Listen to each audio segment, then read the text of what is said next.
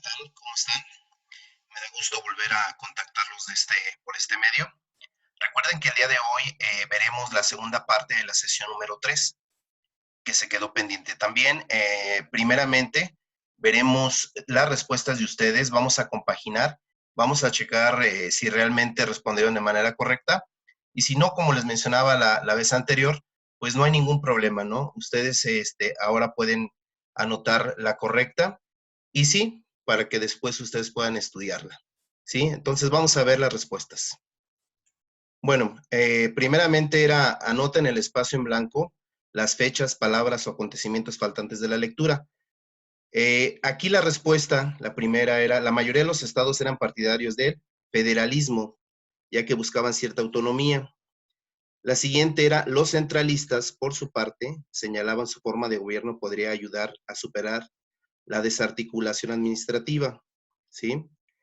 Después dice, dos dominadores que caracterizaron a esta etapa del siglo XIX, pues fue la inestabilidad y la presencia de un personaje muy polémico hasta hoy, hasta nuestros días, que es Antonio López de Santana.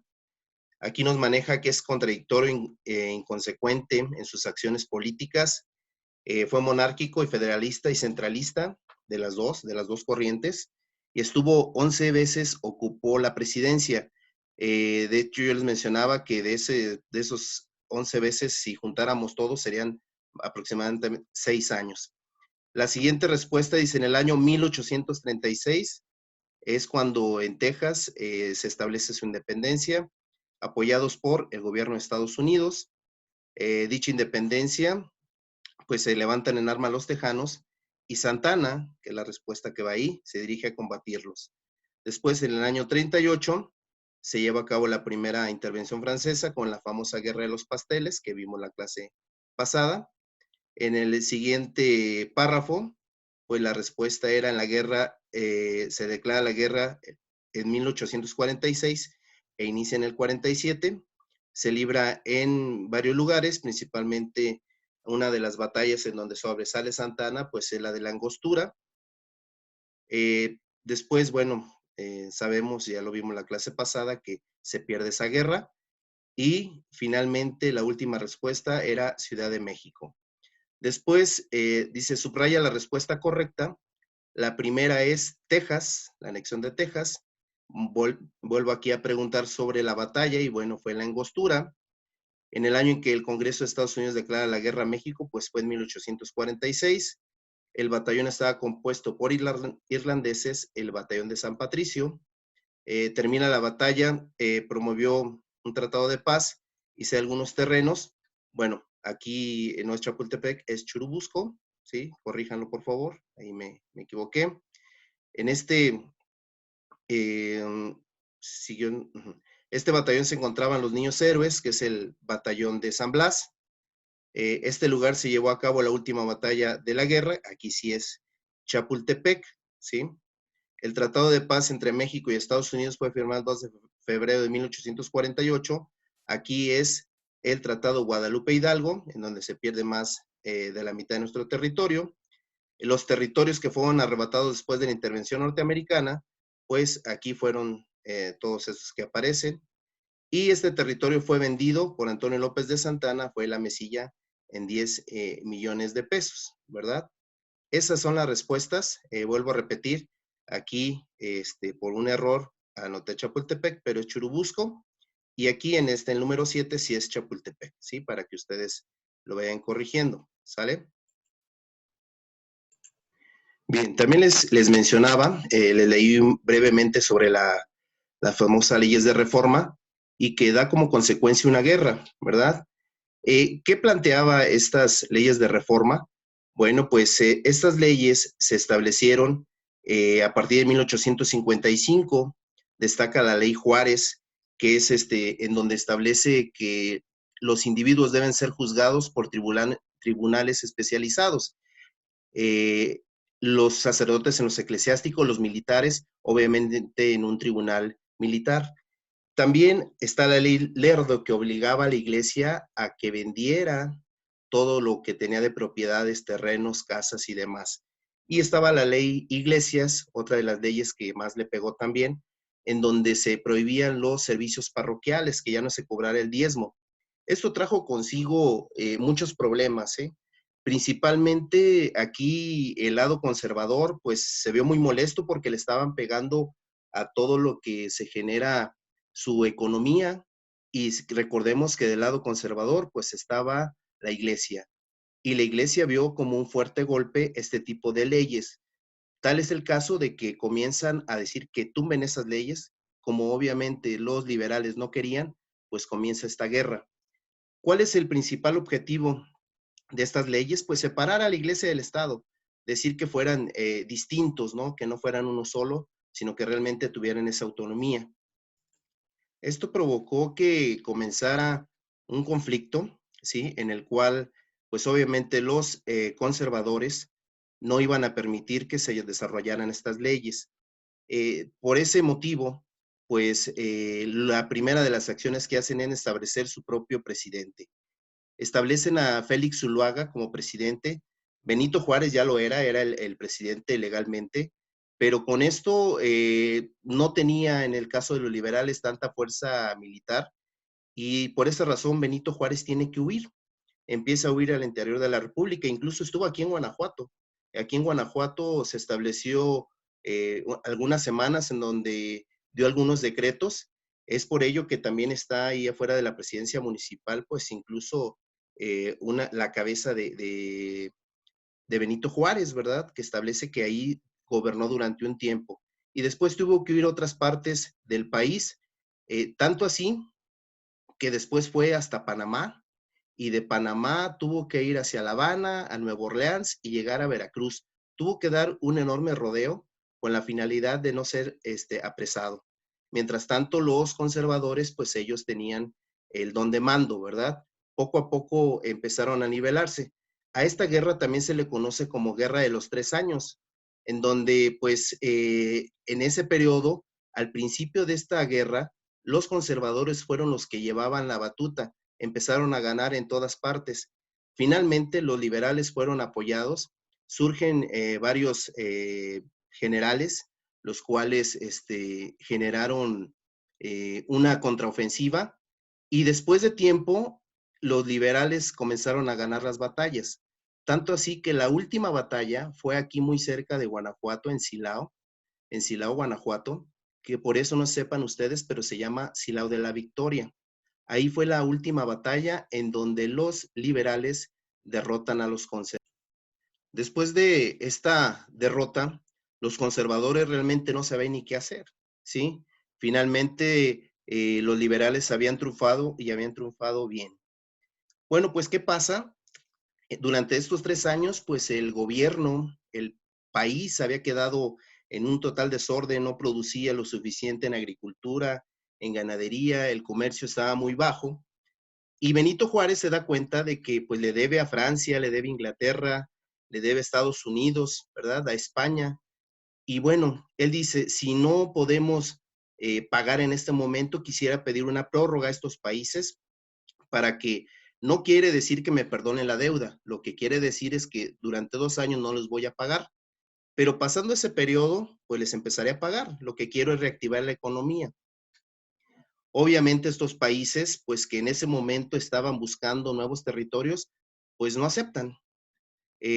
Tanto España como Francia como Inglaterra deciden atacar a nuestro país.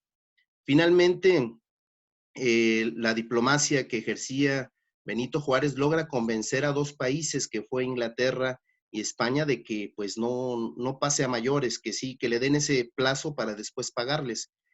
Desgraciadamente, al que se le debía menos, Francia, pues él sí dice o me pagas o ataco. Finalmente, pues en ese momento quien dirigía a Francia era Napoleón III. Y Napoleón III lo que quería pues era tener territorios en varias partes del mundo. Y lo que decide es atacar, ¿sí? Desembarcan en el puerto de Veracruz. El objetivo era llegar a la Ciudad de México. Nada más que pues no se lo impidió más bien el ejército mexicano. A cargo de Ignacio Zaragoza, se enfrentan en Puebla el 5 de mayo de 1862. En esa famosa batalla que hace algunos días se celebró un aniversario más. los detienen, a pesar de que Francia en ese momento era el mejor ejército del mundo, y en verdad lo era, ¿sí? Su estrategia militar era muy interesante, pero no contaba con la gallardía, no contaba con el arrojo que tenía el mexicano y obviamente estaba defendiendo su tierra. Por tal motivo lograron detener al ejército francés e incluso lo llegaron a humillar. Esto sucedió durante esta batalla. Nada más que, pues obviamente el ejército mexicano no estaba preparado, fue más de fuerza, fue más de ganas y se tuvo que ir replegando. Los franceses, ¿qué hicieron? Pues enviaron más tropas al año siguiente. Es por eso que en 1863 Francia comienza poco a poco a poblar el país. Bueno, pues mientras esto pasaba, eh, lo que provoca en los conservadores, pues es querer implantar nuevamente una monarquía. Sabían que había algunos países europeos que buscaban quedarse con territorios y vieron esa oportunidad. Entonces un grupo de conservadores va a Europa y empieza a ofrecer nuestro país al mejor postor, quien quiere venir a gobernarlo. Para ese momento a muchos países europeos no les interesaba realmente venir aquí al país y bueno, después de tanto ir a cortes europeas, encuentran a Maximiliano de Habsburgo. Maximiliano de Habsburgo era una persona que no iba a tener acceso en su propio país a ser un gobernante. Por tal motivo ve esta oportunidad. Él se había casado con Carlota. Ellos habían unido a alguna de las familias reales. Ellos vivían en Miramar, vivían en un castillo, y cuando se les presenta la oportunidad, realmente se dieron a la tarea. Al principio no querían, después los convencieron los conservadores y dicen, bueno, pues vamos, ¿no? Es una buena oportunidad de ser gobernantes en otro lugar, ¿sí? Bueno, esto trajo también como consecuencia, ya me pasé un poquito, bueno, que realmente quisieran llegar a nuestro país. Convencidos por ello, pues aquí vemos incluso una imagen de la llegada de Maximiliano y Carlota en 1864. Los conservadores se las manejaron muy bonito, dijeron, miren, van a ir a llegar a un país que los espera con los brazos abiertos. Lo que desconocía Maximiliano realmente era la poca aceptación que él tenía en ese lugar. De hecho, se decepciona porque pensó que realmente iba a recorrer desde Veracruz hasta la Ciudad de México, que iba a haber calles muy bien pavimentadas, que iba a haber carreteras muy bien hechas, que la gente iba a salir a recibirlo. Y oh, decepción, no fue así. Desde un principio sintió ese ambiente hostil, ¿verdad? Y después, bueno, ellos habían puesto como condición que para poder llegar a gobernar, pues necesitaban vivir en un castillo. Ellos vivían en el castillo de Miramar y venir a México, pues, ¿qué castillo ofrecían? El único castillo que había era el de Chapultepec, el cual era un establecimiento militar. Lo acomodan para él y desde Maximiliano hasta principios del siglo XX todos los gobernantes vivieron en lo que fue el castillo. Algunos después se cambiaron a lo que fue Palacio Nacional, pero durante mucho tiempo se estableció este castillo como parte importante.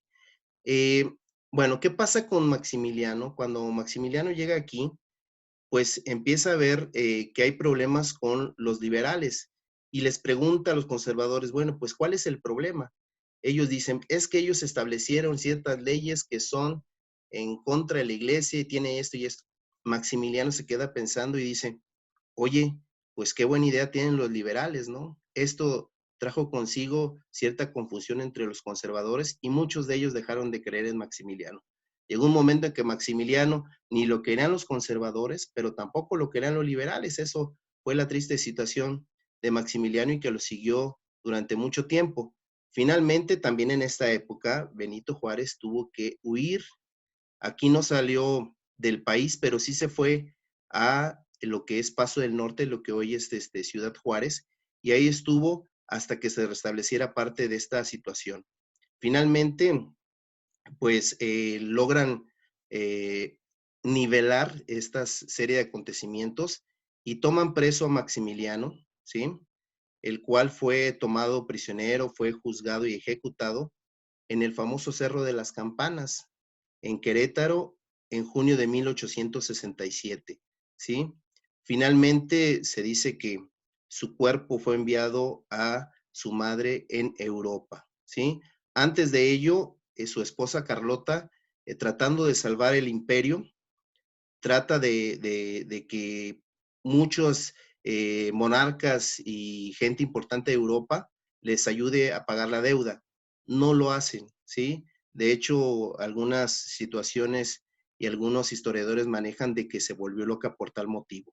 Lo que es una realidad es de que murió recluida en su palacio de Miramar, ¿sí?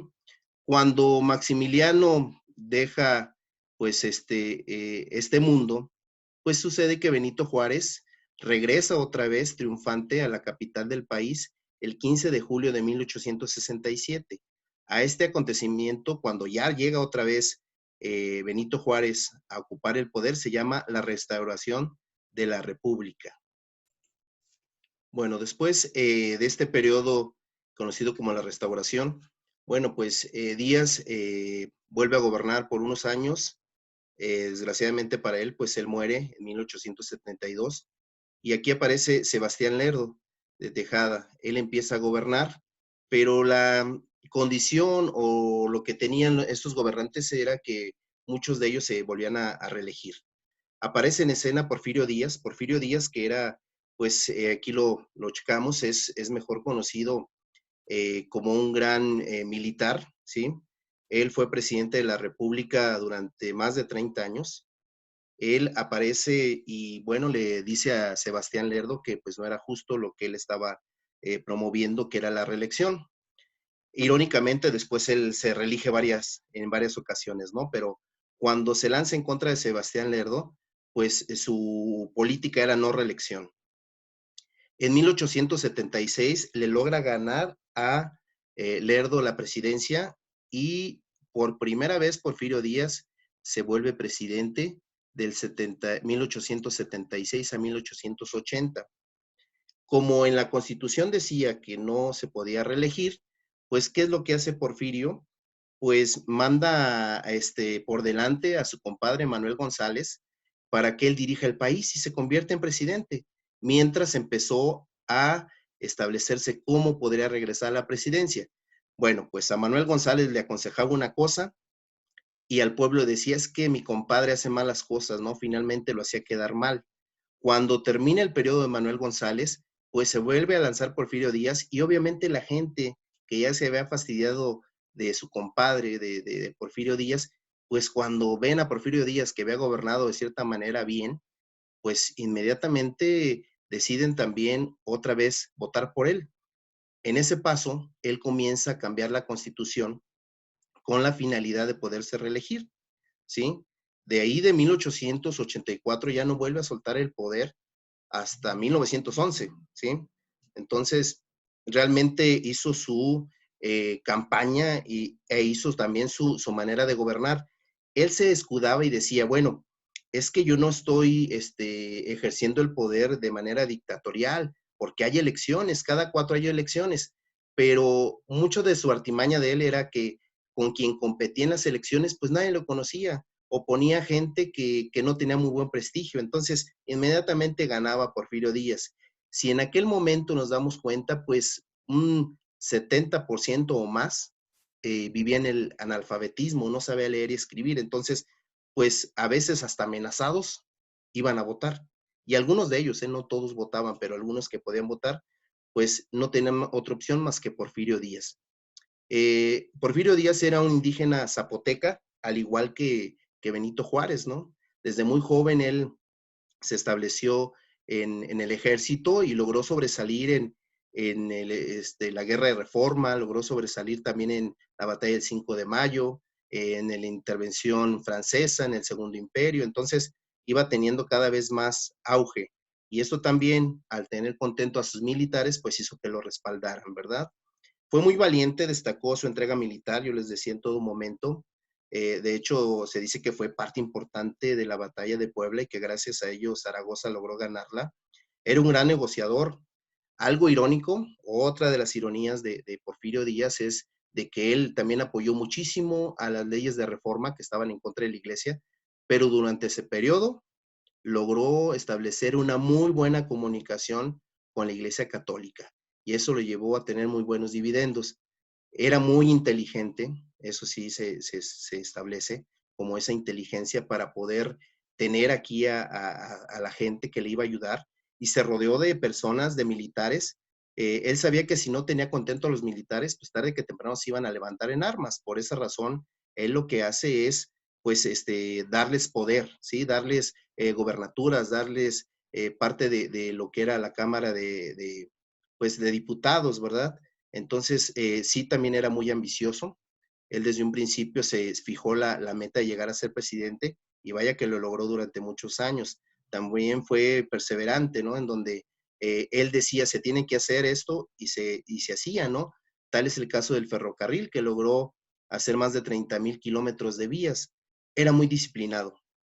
Yo creo que la base de que Porfirio Díaz haya llegado hasta este momento, pues yo creo que fue su disciplina.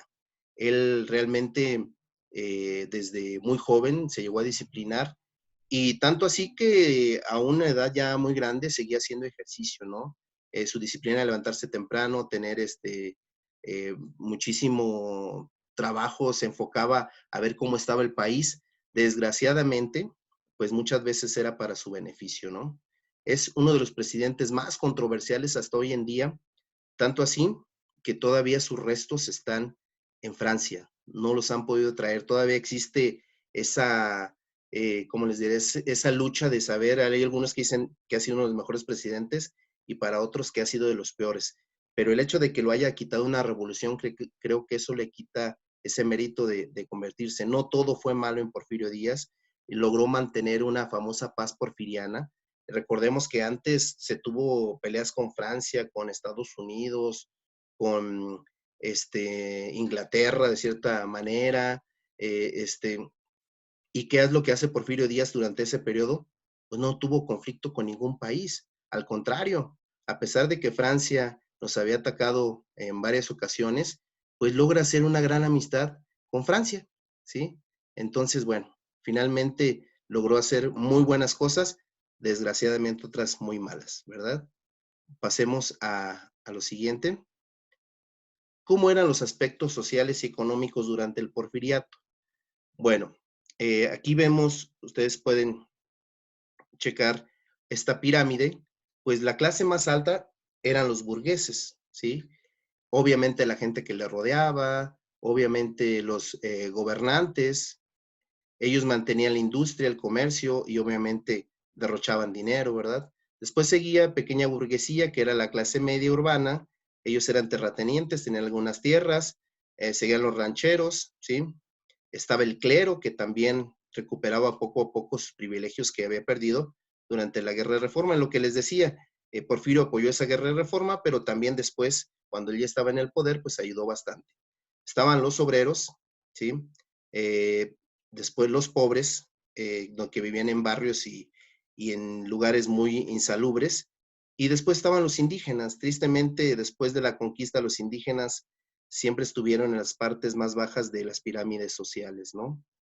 Eh, en el aspecto económico, destaca el latifundismo. Recordemos que eran personas que tenían grandes extensiones de tierra y que sí, a pesar de que supuestamente no había esclavos, pues mantenían a la gente sumergida en todo lo que corresponde a trabajar mucho y pagarles muy poco.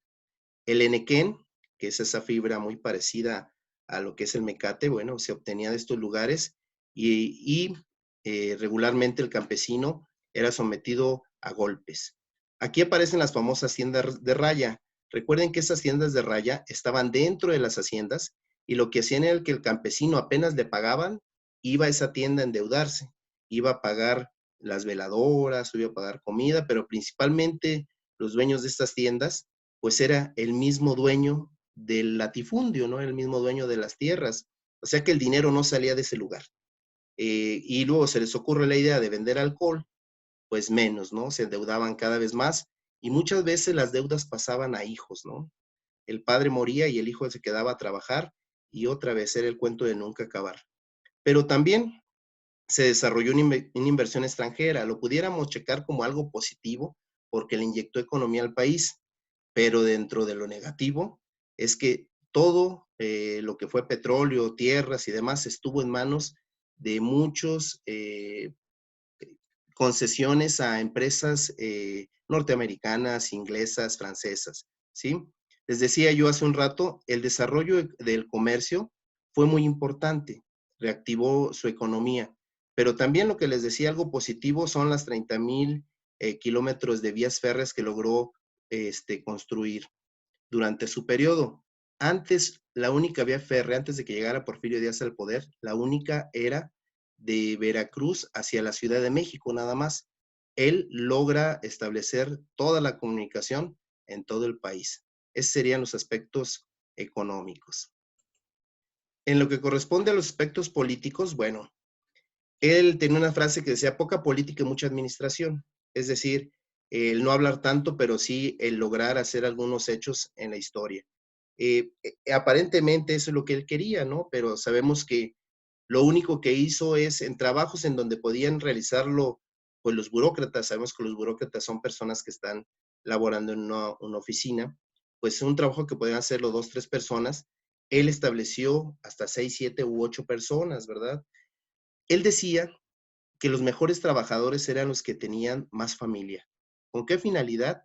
Pues difícilmente es aquel que tenía 8, 10, 15 hijos iba a renunciar y se tenía que acoplar a todas las medidas que se hacían durante el porfiriato. Es por ello que durante mucho tiempo se quedó. Y si alguien quería entrar a la política, era muy complicado, necesitaba de un padrino, necesitaba de alguien que lo apoyara. Si no, pues no lo hacía. Otra característica de esta política, ya casi al final de su mandato, es que la clase social comenzó a envejecer. Así como Porfirio Díaz pasó un buen tramo gobernando, también tuvo compañeros, tuvo personas, como lo vemos aquí en las fotografías, de los cuales también estuvieron gobernando durante más de 30 años, gobernadores de Chihuahua, de Guanajuato y de otros lados, y obviamente no tenían ideas nuevas. Yo les decía hace un momento, para poder entrar a la política joven, pues no se podía, necesitaba ser de edad avanzada. ¿Y qué trajo consigo esto? Bueno, pues que no tuvieran ideas nuevas y por lo tanto no pudieran gobernar de manera adecuada y no se pudieran adaptar a los tiempos que se avecinaban y que estaban viviendo, porque estamos hablando ya de principios del siglo XX, donde había grandes cambios en el automóvil, en el avión, en todo eso, en el cinematógrafo y demás, y ellos no se estaban adaptando a esto.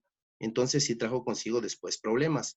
En el aspecto cultural, bueno, destaca primeramente que se adaptó muchísimo la moda de Francia. Yo les decía hace un momento que a pesar de que Porfirio Díaz en un momento tan crucial de la historia, pues aborrecía Francia, en la época de mandatario, quiero decirles que en ese momento adora Francia, ¿sí?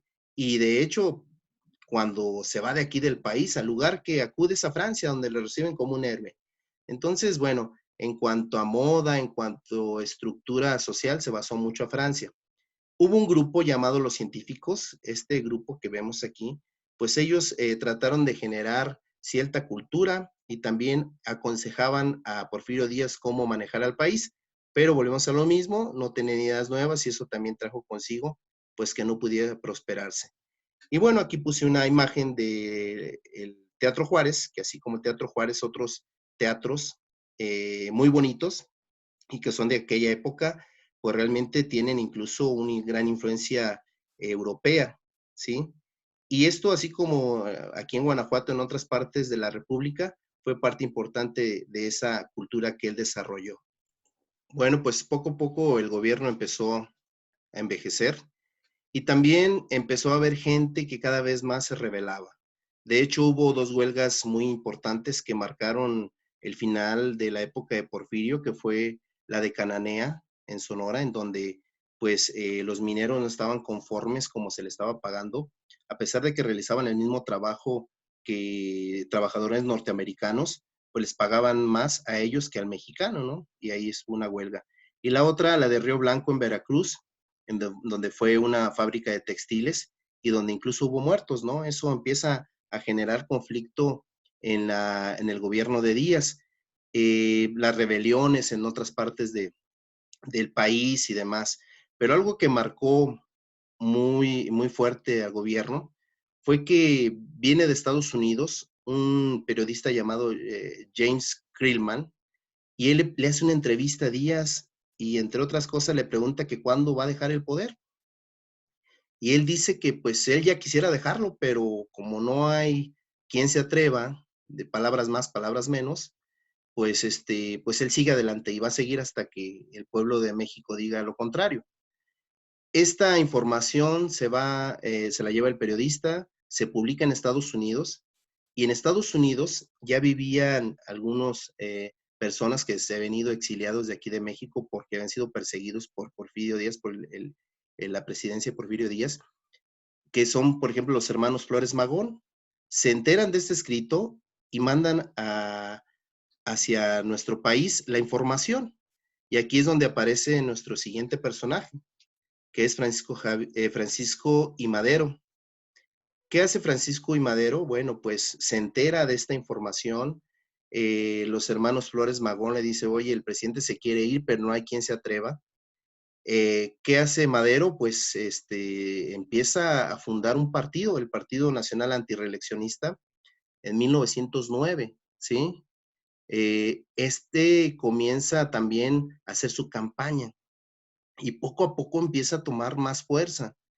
Tanto así que al principio Porfirio Díaz no lo veía como un contrincante, lo veía como otra persona más a la cual iba a competir, pero al paso de las semanas, de los meses, se da cuenta de que Madero cada vez que llega a algún lugar, ese lugar se llena de partidarios, de gente que lo quiere conocer, ya la gente está bastiada de todo el gobierno de Díaz, se da cuenta de esta situación y bueno, ¿qué es lo que hace?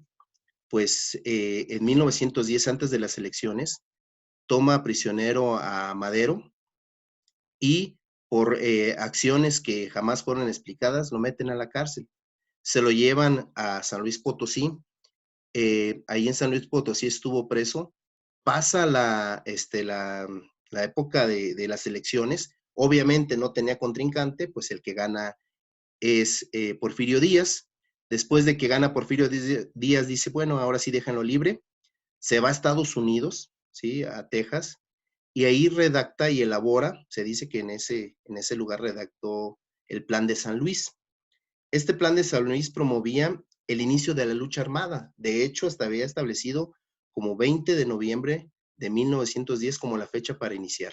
Y así fue, en varias partes del país se inició, ¿sí? Después llegan las elecciones más adelante, en octubre de 1911, en donde gana, ahora sí ya de manera legal y de manera sin contratiempos, Madero llega a la presidencia. No duró mucho, ya que el 22 de febrero de 1913, durante la famosa decena trágica, en donde es tomado prisionero, pues junto a su vicepresidente Pino Suárez, pues son encarcelados y después son asesinados por órdenes de Victoriano Huerta, que este señor, a este general se le conoce como el usurpador, ¿sí? Bueno, aparece también otro personaje llamado Emiliano Zapata. Él era un dirigente agrario en Morelos. Él, al ver que no se les tomaba en cuenta a los campesinos, lo que hace es levantarse en armas. Cuando se da cuenta de que Madero lanza ese plan de San Luis, pues él dice, yo también estoy dispuesto y apoya en todo momento a Madero. Lástima que después cuando llega Madero a la presidencia y empieza a desarrollarse como tal, pues Zapata se decepciona por no entregar a tiempo y en su momento las tierras a los campesinos, por eso también se pone en contra de él. Mas, sin embargo, pues no estuvo de acuerdo en que fuera asesinado en la manera de que fue también traicionado. Siempre estuvo a favor de los derechos de los campesinos, elaboró el plan de Ayala, en donde exigía la restitución de las tierras de los campesinos y a expropiar a los terratenientes. Él decía, ok, les vamos a quitar, pero tampoco se trata de robar. Se les va a pagar a los terratenientes la tierra que se les quite, ¿sí? Para su desgracia fue asesinado en la hacienda de Chinameca en Morelos también, el 10 de abril de 1919. Aparece también otros dos personajes, que es, en este caso, Venustiano Carranza, en donde se levanta también en contra de Porfirio Díaz, apoya a Madero, Su facción revolucionaria se componía de pequeños propietarios y terratenientes. Él fue gobernador de Coahuila. Establece el plan de Guadalupe en contra del gobierno de Huerta cuando ve que mata a Madero. Y tenía como principal general Álvaro Obregón. Álvaro Obregón, este personaje también muy importante durante la revolución, pues en ese momento era su mano derecha, ¿sí? Lástima que después lo traiciona, ¿verdad? Después se levanta en contra de Venustiano Carranza y al tratar de huir Venustiano Carranza, pues es asesinado en Puebla. Él iba rumbo a Veracruz, en donde iba a establecer su gobierno. Aparece también otro personaje muy importante que es Francisco Villa. Yo creo que este es el personaje revolucionario junto con Zapata de los más conocidos. Él se levanta en contra del gobierno de Díaz también, apoya a Madero en un principio. Su facción revolucionaria eran obreros, rancheros, ferrocarrileros. Algunos lo critican, dicen que era un bandolero, sí, que dedicaba a saquear. Y bueno, eso le hizo una mala fama. Siempre se levantó en armas en varias ocasiones, siempre en contra de las personas que estaban en el poder. No estaba a gusto con ellos y decía, bueno, pues, por lo tanto, si ustedes no componen esta situación, lo que yo voy a hacer es levantarme otra vez en armas. Cuando Obregón se iba a lanzar para presidente, ve la oportunidad de que si sigue vivo Villa, pues va a empezar a molestar demasiado o incluso se va a levantar en armas. Por tal motivo, pues es emboscado en su automóvil cuando iba a una fiesta. Se dice que por órdenes de Álvaro Obregón, muriendo también este revolucionario. Bueno, pues regresando a nuestra guía, podemos ver que aquí nos quedamos la clase pasada. Lo que ustedes van a hacer ahora, van a escribir ahí, dice, observa las imágenes y anota los hechos históricos que representan. Es todo lo relacionado a lo que vimos hoy en el video. Aquí vemos la batalla del 5 de mayo, Maximiliano y Carlota. También sobre Porfirio Díaz, sobre su personalidad, sociedad, cultura, sus aspectos en la economía, en la política, la caída del régimen. Para que se puedan apoyar un poco más, también viene esa lectura. Si no quedó muy claro en el video, bueno, aquí en estos apartados también viene parte de. Después dice, anoten el espacio en blanco la palabra correcta que corresponde al tema. Aquí aparecen las letras que van en párrafo para que ustedes lo vayan anotando. Sobran algunas, para que tengan cuidado. Y después dice, subraya la respuesta correcta, en donde son palabras, son preguntas de opción múltiple, enfocadas a los personajes revolucionarios, ¿sí? Bueno, pues hasta aquí dejamos y terminamos la sesión número 3. Nos vemos la próxima semana con la sesión número 4. Hasta luego.